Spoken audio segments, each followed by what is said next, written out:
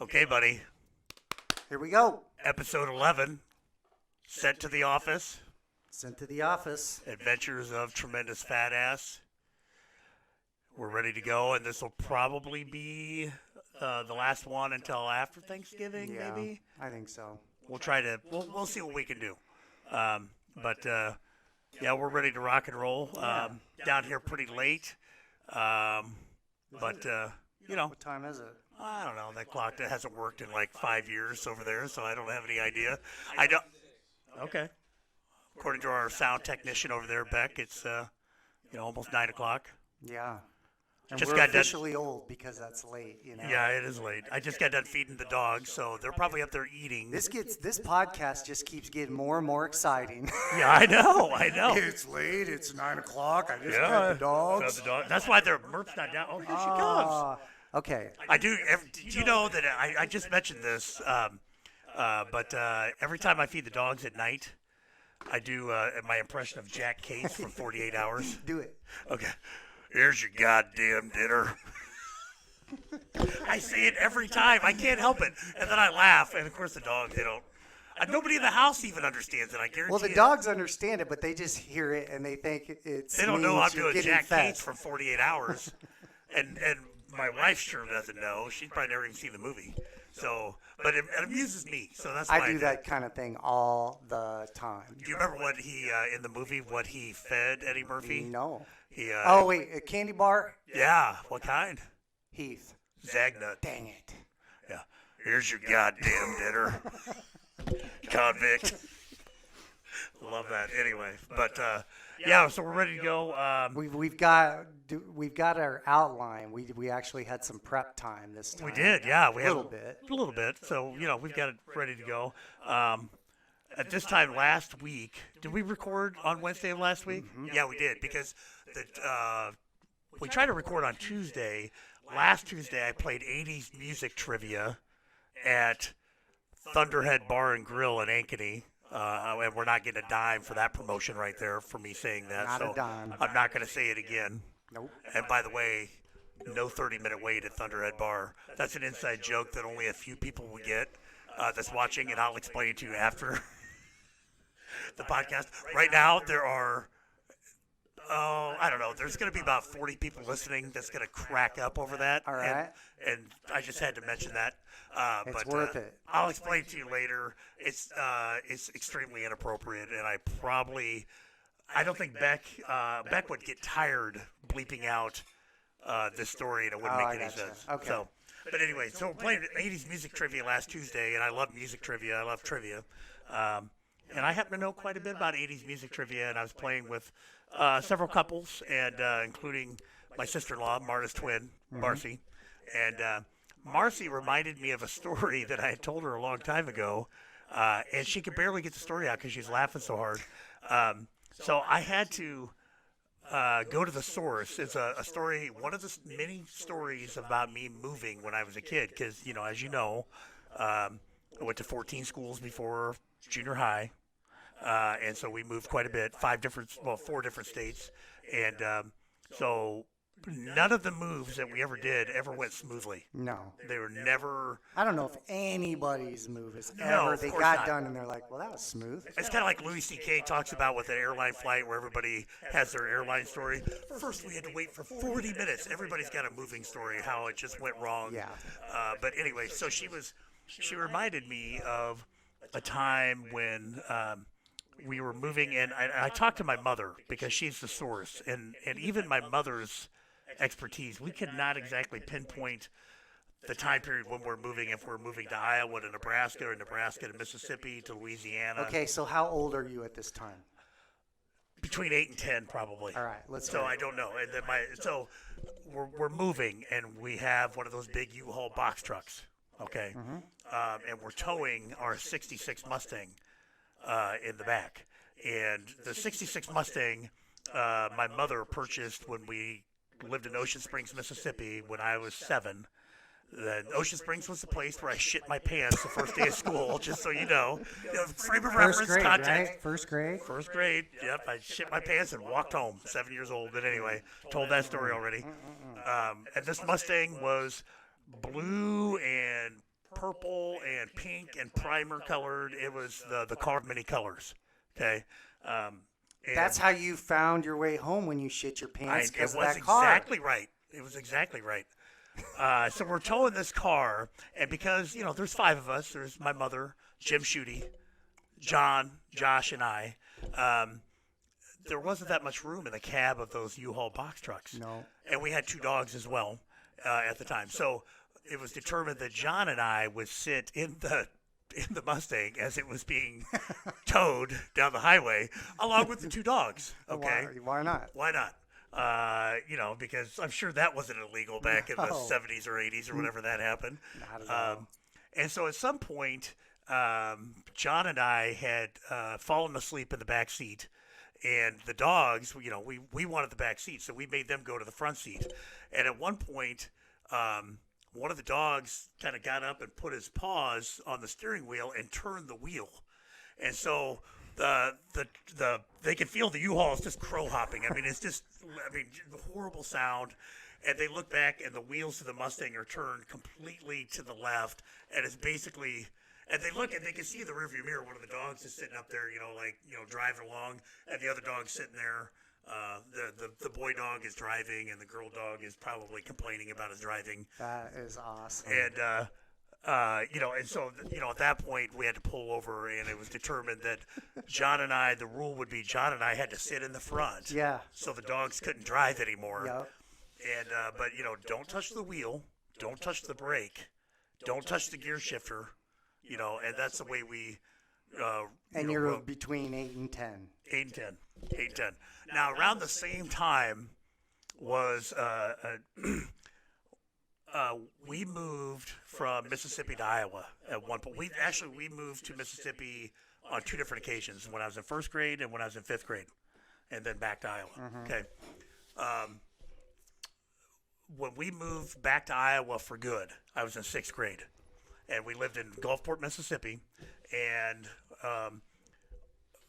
my Uncle Bob had moved in with us a few months before, and so he was going to move back with us. And this is one of those times when I go to school and everything's fine, come home, and it's time to pack up, and we're leaving, okay, for good. And so my Uncle Bob had a car, and we had the same 66 Mustang, and we had a little 5x8 U-Haul trailer hooked to that. And we're putting in as much stuff as we can fit, but not everything can fit in there, okay? And so at the last minute, we're all ready to go. At the last minute, Jim Schutte decides that he's going to ride with Uncle Bob in his little car. And Mom was going to drive the Mustang with the trailer and the 3 boys, okay? Now, on paper, that sounds like a chicken shit move, Yeah. right? Yeah. Okay, are you, as a man, as a father... Sorry to get all misogynist, but are you going to leave that responsibility? Hey, wife, I'm going to make you drive the car with the trailer and the 3 boys while I go ride with your brother? No, I'm not going to do that. But anyway, that's what happened. We didn't even get an hour north of Gulfport, Mississippi, and Mom gets a flat tire in the Mustang. Pulls over to the side of the road. Okay, get in the trunk, find the 4-way, and between John and I, we got the tire off because Mom couldn't do it. Okay, she didn't know what to do. No cell phones, nothing. So she could see about a mile up the road was a tire repair place or some sort of auto repair place. So Josh was sleeping in the back. Josh was a little boy. Decides that John and I were going to take the tire to this place, and she gave us whatever cash she had, but we didn't have much. And we're going to get the tire fixed, and then we'd walk it back and put it on. We got about 500-600 yards up the road, and a truck pulls over. And John and I get in the car and drive away. And Mom, at this point, is hysterical. She's trying to wave, no, don't get in. But, we got in, and so 2019, that's an Amber Alert situation, if you're on your cell phone. Mm-hmm. But it's 1981 at this point, and Mom doesn't know what to do. So she's sitting there, she says, for about an hour. And not only that, not only do we get in the truck, but the truck drives right on past the auto place. Wow. Just goes right down the highway, baby. Okay. Hour later, the truck pulls up behind the car. Mom is, tear streaked. And beat your ass. Wondered what to do. She probably did. She probably did.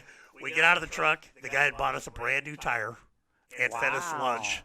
And we ended up driving past that place because it was closed. But we that couldn't tell. price saved you from an ass beating. Probably did.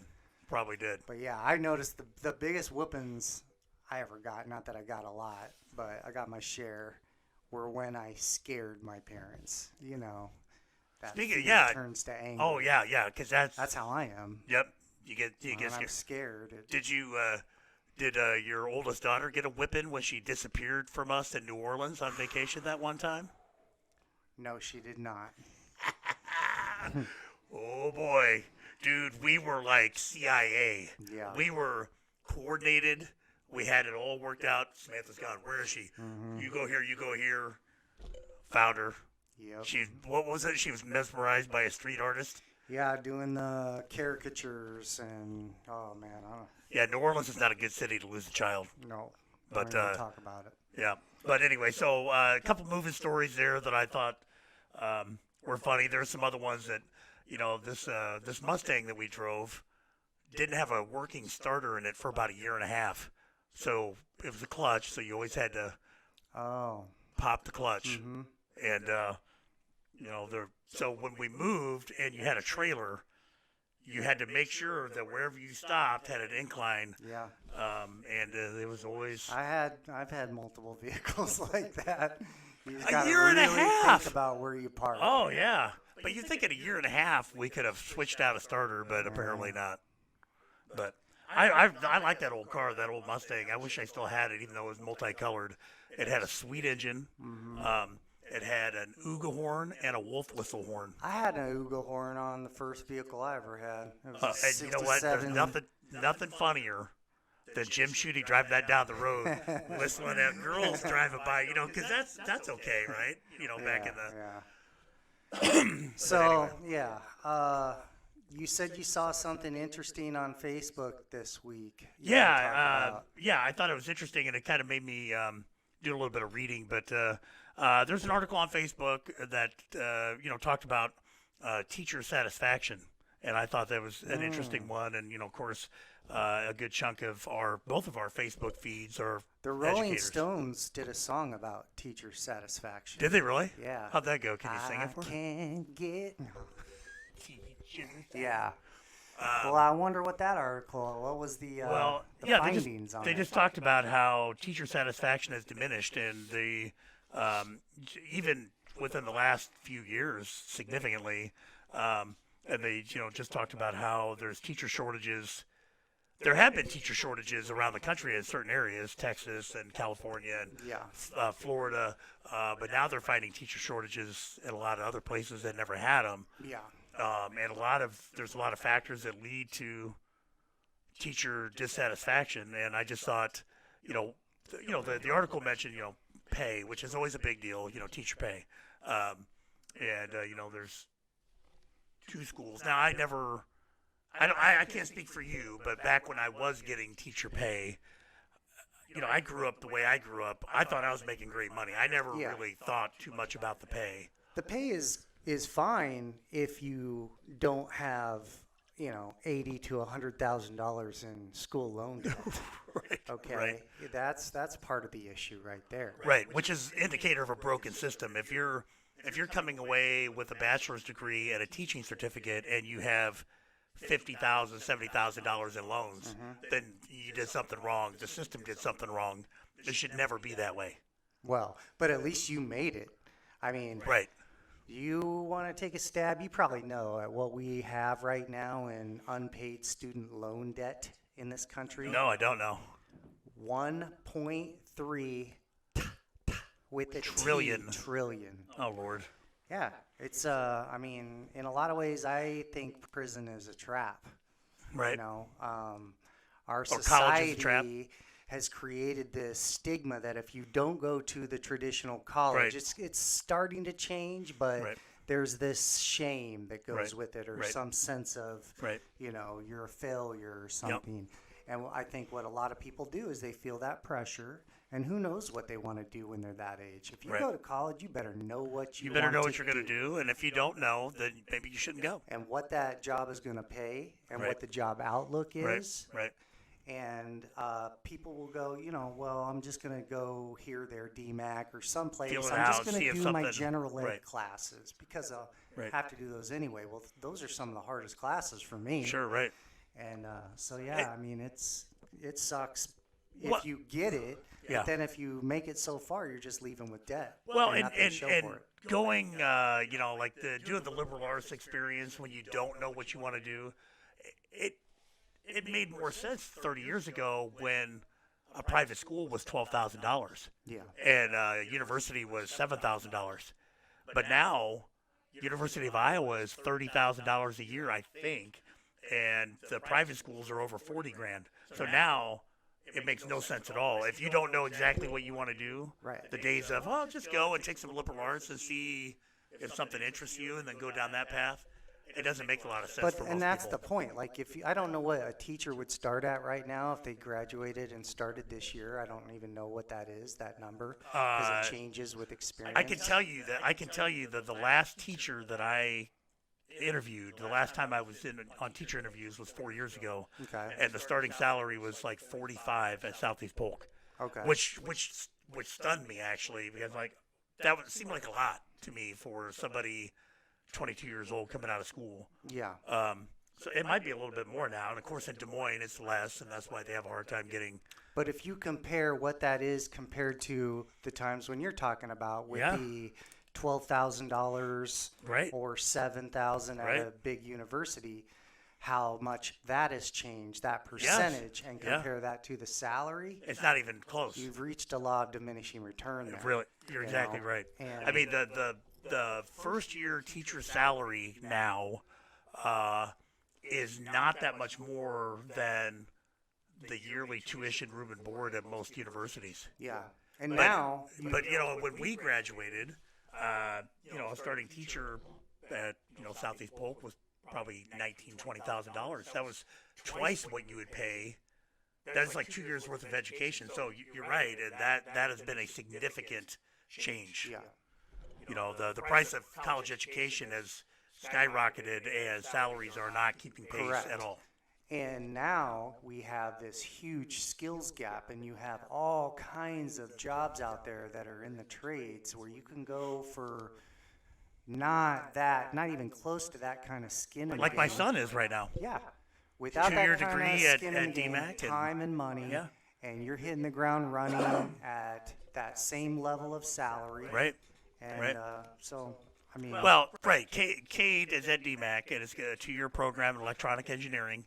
2 years worth of tuition is a little less than $10,000, and he'll have his degree, and theoretically, and I've been told by people in the business that work in IT technology type things, which is what he wants to do. There's there are jobs out there for him with a 2-year degree, starting at 40,000, maybe even up to 50,000, yep, and all for a 20-year-old kid with a $10,000 education. yep, But we know that education is cyclical, because what was the big trend back in the 70s, 60s, and 70s? Well, let's build these trade schools. Okay, and Des Moines Tech was, just great. Now it's an old, dilapidated, shitty-looking building, but back then it was a giant place where all the schools in the Des Moines Metro sent their kids that wanted to get into, all these trades, and then what happened? yeah, The trend became everybody needs to go to college. right. And now what's the trend? It's coming back where I think we need to train these kids for a skill, a trade, and not everybody needs to go to college. And then 20 years from now, we're going to be back to maybe even sooner if they start doing the free college plans that I'm seeing so many politicians talk about. That if everybody's going to college for free, then why not send your kid to college? Yeah, But yeah, I'm not saying whether I agree or disagree with that, with that notion. Well, back to what we're talking about, though. Someone who with all that in mind, still goes through the training to become a teacher, I would think people would understand that they really want to be a teacher to help people. They do. You know, sometimes it kind of surprises you as a teacher how many people see you as this, you know, do you really think I did this so I can come here and make your kid's life miserable? Right. Or, You know how many parents I said that to on the phone? You know, as an administrator, because I think that's the perspective. You know, and I'm not here to bash parents right. because I'm not. You know, the majority of the parents that we worked with, particularly with Harbor students, were great. Yeah. They really were. And like I said, I think we said on the last podcast, as long as their kid was going to school and on track to graduate, you could do, those parents, you do whatever you want. But I used to ask the parents that, you know, I don't think Mr. Smith came to school today thinking, I wonder how I can jam up your kid. Yeah. I wonder how I can make his life miserable. You know, do you think it's that? Do you think Mr. Smith came to school today wanting to jam up your kid? Or do you think maybe your kid Right. was being kind of a jackass? But so anyway, but yeah, so this article kind of talked about the dissatisfaction amongst teachers and how within 10 years, most new teachers will leave the profession. Most will. And they talk about some of the reasons would be low pay. And they also talk about how, and you know, you've been in the business for 20 years now, how much more is demanded of a teacher now than even 20 years ago. You know, you're not just teaching your content anymore. Right. You know, and you know, you're the first line of defense for mental health issues. You better watch for bullying. If you don't, if anything happens and they can prove you were nearby, that's a problem. You didn't do a damn thing to stop it, because that's what we always read in the news. Right. And so that is what is cited in the article, is that every year they put more and more responsibilities on teachers that go beyond teaching their content. Yeah. And those are the reasons why so many teachers are saying, "Fuck it, I don't want to do it anymore." I don't think I would if I was in a traditional type of position. It would just be so boring.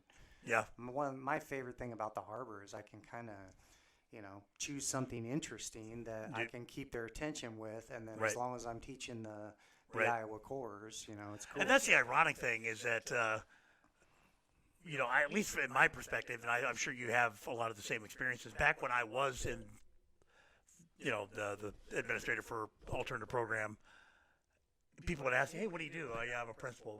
"Oh, really? What, like where?" "At the alternative school." And they'd be like, "Whoa." You know, their response would be like, you know, "Oh my God, why are you?" And they don't get it that there was no place I wanted to be. Yeah. Besides that, because of, well, you know, there are some obvious things. You know, the little smaller environment, you get to know the kids better. Yeah. But, you know, and it is very intense, and sometimes days go by without really feeling fulfillment. You know what I mean? You know what I mean? Where, you know, it's a battle for days and days and days, and then suddenly, okay, I felt some success with a kid, and that hopefully carries you. But you do have a little bit more freedom, and there's a little less attention to a lot of the bullshit that you have to pay attention to in a traditional environment. I'm teaching a cool class right now. Okay. All right, I'll take you through the hook. Okay. What's a miracle? Like, how would you define a miracle? Me getting up and down the stairs. Something that can't be explained, right? I'm sorry. I thought you wanted a specific example. I don't know what the definition is, but I don't know. Whatever it is, you know what a miracle is. Okay, then I'd have you make a list of some miracles. Like, what's a miracle you know of? Well, there's biblical miracles. Okay, Water to wine. Water to wine. Yeah. You know, we can Loaves list and them. fishes. I think I can't Lazarus. remember. There's Lazarus is a miracle coming back from the dead. Yes. And that's just Christianity. And then we could look at every single different religion. They all have different miracles. Right. Muslims have a couple. I don't remember what all of them are. But then we can look at how many people on the earth follow these different religions that accept these miracles, you know. That's just fact. It happened. And what we'd find is 85% of the people on this planet follow some faith that believes in a miracle, Okay. such as a guy coming back from the dead or living in a whale's tummy for 3 days or something like that, okay? Okay. Now, what do you think of when you think of someone who tells you they believe in aliens? They sound crazy to me. Don't man. they? They So do to why me. is that? Because if we really look at the science of it and how big this universe is, Yeah. not to mention all of the compelling evidence that we have right now, Joel. I don't know if Look you know at what me with your compelling. skeptical face. Do you know what compelling? I mean, compelling. Now here's the deal, Are you talking about the pictures of the lights in the sky that we always see? man. And You can sit there with your eyes closed, but mine are wide open. well, you're talking to the right guy because I don't buy into that. I'm pretty skeptical of most things, borderline cynical. And But so- anyway, Yeah. we're doing a class on aliens. It's Okay, pretty okay. interesting. They're Okay. into it. And if you took my class, you'd leave there believing in aliens. what text are you using for that? Can you? We're using the book. It's called Unacknowledged. Okay. And these aren't your drunk farmer named Bubba out in the field who saw a Getting the flying anal saucer. probe. You always hear These about are- him probing somebody's anus. No, you don't. I always hear about You that. hear what you want to hear. I don't want to hear that. That's what I hear. There was a South Park. I remember that. Yeah, they always talk about that. You know, Did he do things to you? Well, our here- sound technician has seen that episode. you know, 'cause he look smiled. at humanity, how we've gone along, for how long did they ride horses before all of a sudden, boom, cars, the internet, Yeah, the gas space combustion shuttle, engines. Yeah. all that in 100 years. The internet, how's a microwave work? Tell me that's not alien technology. That's a miracle right there. That's like, Alien technology. yeah, that's crazy. Now, here's the thing. If you have 85% of the earth believing in a faith, what's going to happen if all of a sudden 85% of the planet population suddenly questions that faith? That's motivation to keep it a secret.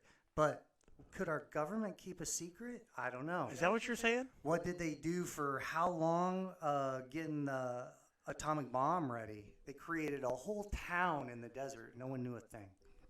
Are you saying that Our our government is aware of alien life and is 100%. keeping it secret? Well, Were not did you go to Area everybody in the 51? government. Were you out there? Not everybody in the government, just some people in the Some. government. You went to Area 51, didn't you? No. You were ready to storm those fences. No. What a bunch of dipshits. Did you read about that? Yes. Yeah. I mean, come on, really? I think the aliens look at us like we would look at some really dumb species of monkeys in the Amazon that, Right. they keep killing each other and pooping in their water. Do we really want to save them or? The dumb species, in particular, are the ones that traveled all the way to Area 51 with the plans to. Now, I realize 90% of them were just stoners there to have a good time, Yeah. but there are some hardcore believers there. Well, They really thought they were going to storm those gates and find some evidence. oh, well, that's dumb. Yeah, it's really dumb. Well, get your mind right because I think within the next 5 years, they're already starting to leak out some of the evidence that Oh, they so you have. think? Okay, so Within within our 5 life, years, within our lifetime, Yep.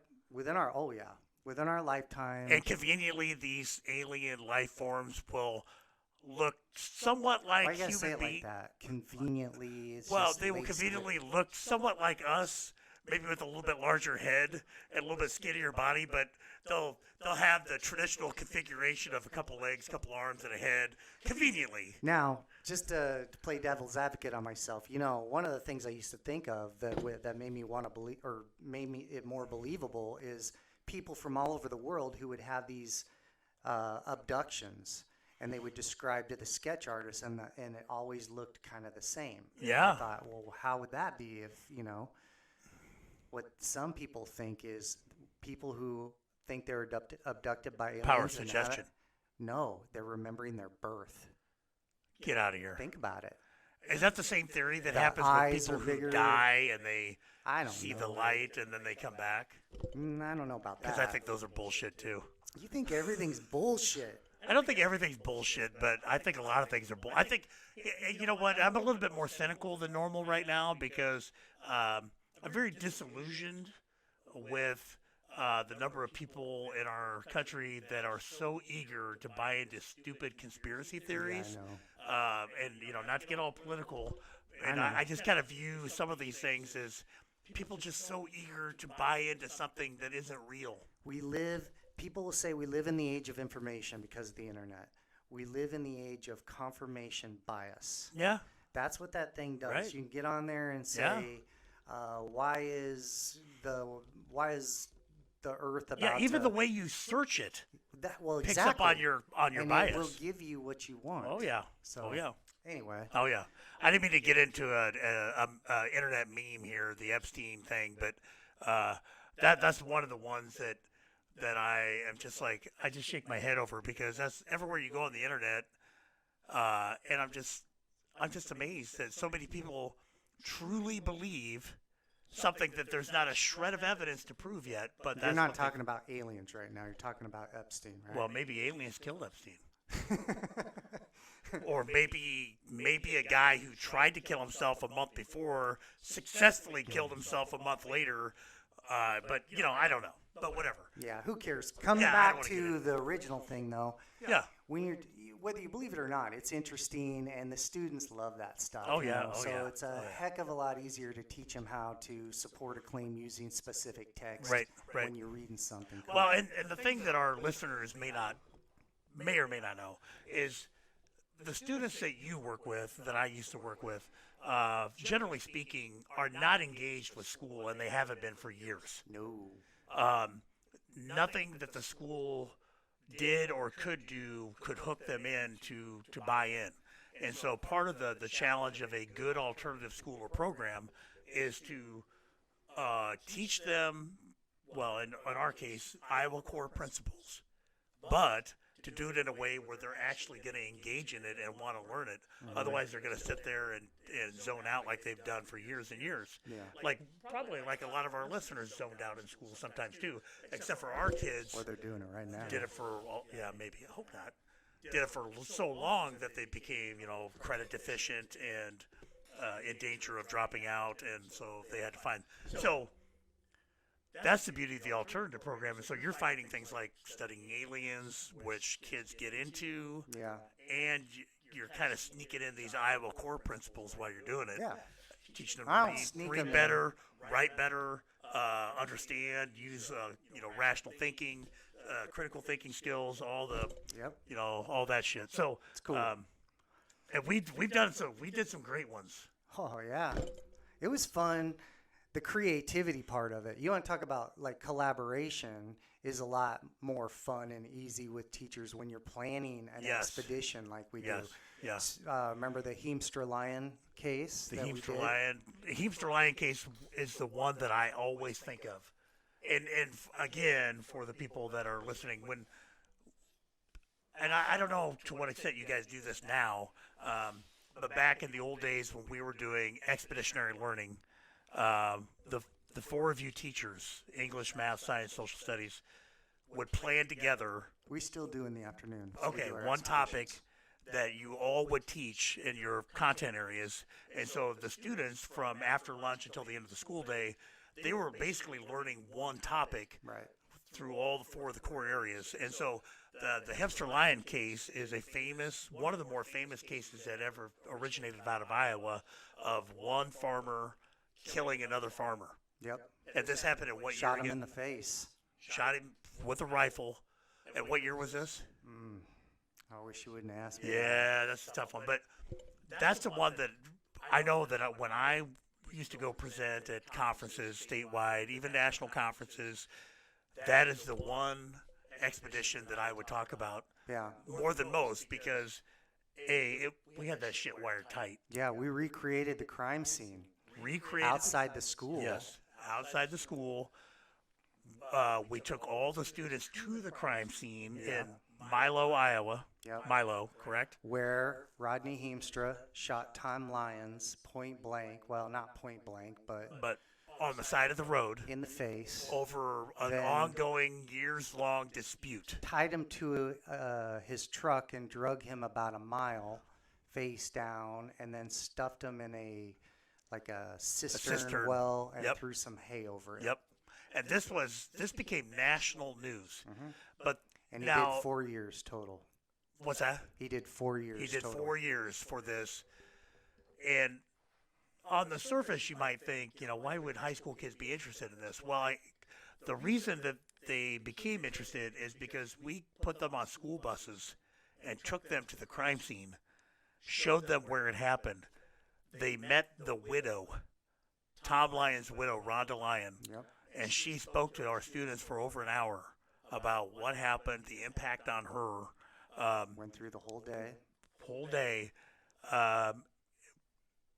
And spoke to Pastor Keith Smith, who is a prominent figure in that area, who knew both Rodney and Tom, and was just an incredible source of information. And by the end of that first day, they were hooked. Oh yeah. Yep. The students were hooked. They had an emotional bond. An emotional connection to the content. That To is the content. That is key. Yes, and a lot of that stemmed from Rhonda just being such a wonderful woman, and it hurt her so bad every time, even years later, to talk about this. But she was so willing to do it. And she did tell me that it was in some ways therapeutic for her. She, I'm not going to say she enjoyed it, but she got something out of To it. talk about it, yeah. But and it's pretty interesting to have 40 kids in there, as we did, and these are kids that normally, you put them all together, you know how Right. it is.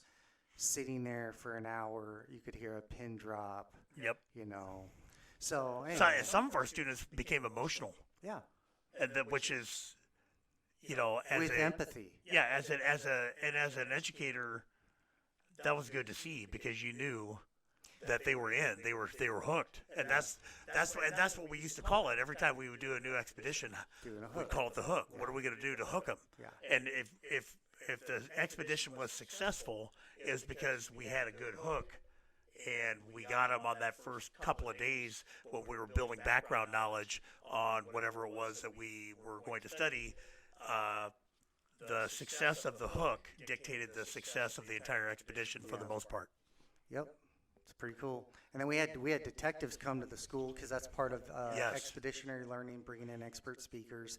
Yep. They taught them how they do the foot impressions. Yep. And they were studying DNA and Yep. We went to Ankeny for that expedition too, didn't we? Yes. And toured a place that they do not give student tours. nope.